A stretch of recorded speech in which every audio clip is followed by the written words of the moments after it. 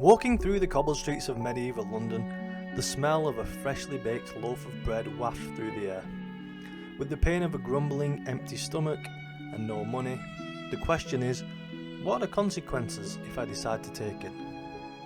For first-time thieves, the punishment is usually a fine, but crime can take you to places far more serious down the line, where the punishments can be extremely brutal. If you're squeamish, skipping this one is advisable. As the years progressed to where we are today, punishments became less brutal, but in the ancient period, those punishments or executions could be extreme, and for that I have 3 examples. Let's start in Persia.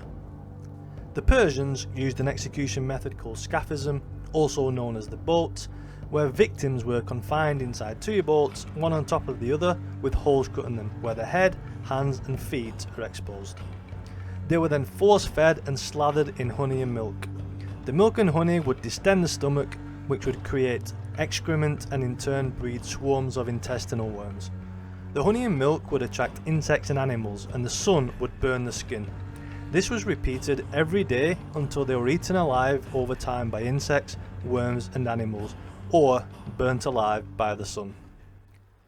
From the mountains of Persia to the islands of Greece and the creation of the Brazen Bull. This execution device was a large bronze bull with a hollow interior and a trapdoor at the back. The victim would be placed inside the bull, and once they were sealed inside, a fire would be lit beneath the bull. As the flames engulfed the bronze bull, the person inside would experience an agonizing death. The bull was designed in such a way that the acoustics, such as the pipes and openings, would turn the screams of the victim into the sounds that resembled the grunts of an actual bull. While it was a creative way of execution, the physical and psychological torment must have been excruciating. Moving forward from the ancient world to one of the most well-known cultures in history, the Vikings. Known for being brutal, it's no surprise that they're on this list, with a ritual called the Blood Eagle. This was used in scenarios where people were being punished for murder, especially those of a father or a male relative. It was also used to avenge a dishonourable death. In this ritual, the victim's hands and legs were tied together to stop them escaping and to prevent any sudden movements. They were then stabbed in the back at the tailbone and were sliced upwards towards the ribcage. The ribs were then separated from the backbone with an axe, leaving the internal organs on full display. During this procedure, the Vikings would rub salt into the wound. They would then cut the ribs away and pull out the lungs of the victim to make it appear as if the person had a pair of wings spread out on his back. In the medieval period, another gruesome way to torture someone was by using rats. Here, the victim would be tied to a table with a metal cage placed on the victim's abdomen. The torturer would then put rats into the cage and place hot coals over it. With those hot coals over it, the cage would quickly heat up, and with the cage being metal, rats couldn't get through it, meaning the only way out was to bite through the victim's abdomen. The rats would find any way possible to escape, nibbling and scratching through the intestines, and as you can imagine, it was a very effective way to get people to talk. There were variants of this used in medieval Germany, for example, where they would put the rats into the cage, but the victim would be tied to a chair, and the cage would be filled with starving rats and put onto their face instead, where the rats would just eat through parts of their face. From the medieval period to the French Revolution and the use of the guillotine. This was designed for efficiently executing someone by beheading them. This is an upright frame with an angled blade at the top. The victim is secured with a pillory, which is a device with holes in that secured the head and hands that you would see used in stocks, for example. The blade is then released, which would then decapitate the victim. It's best known for its use during the French Revolution, although similar devices had been used prior to this throughout Europe. It was designed so that the capital punishment was more reliable and less painful in comparison to other manual methods that required high levels of precision and skill, which wasn't always the case. As surprising as this may sound, the guillotine was only outlawed in 1981, just 42 years ago, and the last person executed was 1977. History has produced a dark cast of characters, and among those we have some of the most infamous executioners, synonymous with cruelty and ruthlessness, and unfortunately for some, incompetence. Let's start with probably the most well known of these, Vlad the Impaler, who was a 15th century ruler of Wallachia, which is a region in modern day Romania. He is infamous for his method of execution, from where he got his nickname, the Impaler. He would impale his enemies or criminals on a long, sharpened stake. They were typically impaled through the anus or the torso, allowing the stake to emerge from the mouth or chest.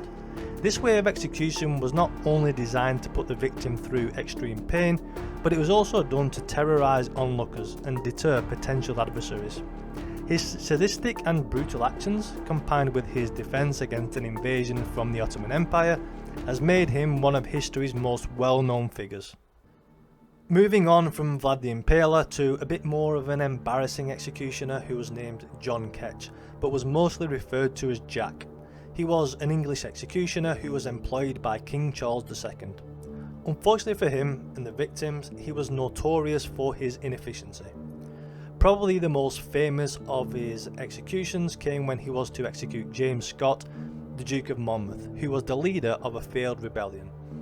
It is said that Monmouth asked him to do it in one blow, aware of his poor reputation, and of course that didn't happen. There are various sources on this, but it was said to take between 5 and 8 blows, and at one point it is said that Monmouth even rose from the block, cut to pieces, and Ketch had to use a small knife to finish the execution and remove his head. In 1610, King Henry IV of France was assassinated by a man named Francois Ravaillac. On the 14th of May, Ravaillac approached the king's carriage and stabbed the king to death with a dagger. Henry was known for his efforts to bring peace to the kingdom, and his death stunned France. After being captured, Ravaillac was subjected to a brutal form of torture where the hand that held the dagger was burned off using sulphur. Molten lead, boiling oil, resin and sulphur were then melted together and poured over his body. After this, red hot pincers were used to remove his flesh, and he was then finally tied to 4 horses, 1 for each arm and leg, and when the horses pulled, his body was quartered. This punishment was designed to be a horrifying spectacle and a deterrent to anyone considering the assassination of a monarch. In the 16th century, witchcraft trials were at their peak, and one of the most famous of those was a woman named Ursula Kemp, who was accused of using witchcraft in England. She was accused of using malevolent magic and was subjected to a trial that was deeply biased against her. She was found guilty and ultimately condemned a tragic end by hanging and burning at the stake. This public execution was designed to punish the accused witch, but to serve as a spectacle to deter others from engaging in witchcraft. Staying in the same century but travelling across to Germany, a farmer named Peter Stump, who was referred to as the Werewolf of Bedburg, met a gruesome end. He was accused of practicing witchcraft and lycanthropy, which in short is transforming into a werewolf. He was put on trial and convicted in 1589, and of course, with the theme of this video, his punishment was horrific. He was placed on a wheel where his limbs were broken one by one with a heavy instrument. After this, he was beheaded and his body was then burned at the stake. The severity of this punishment shows the intense fear and superstition surrounding witchcraft and the supernatural beliefs during this period. This next person is probably one of the most iconic figures in history after leading the French forces to crucial victories during the 100 Years' War. Joan of Arc was captured by the English in 1430.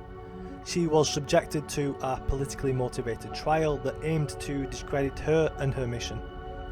She was convicted of heresy and was sentenced to be burned at the stake in Rouen in France. As all of these, the execution was brutal, but her unjust death only strengthened her legend, and she was later exonerated and declared a martyr and a saint by the Catholic Church.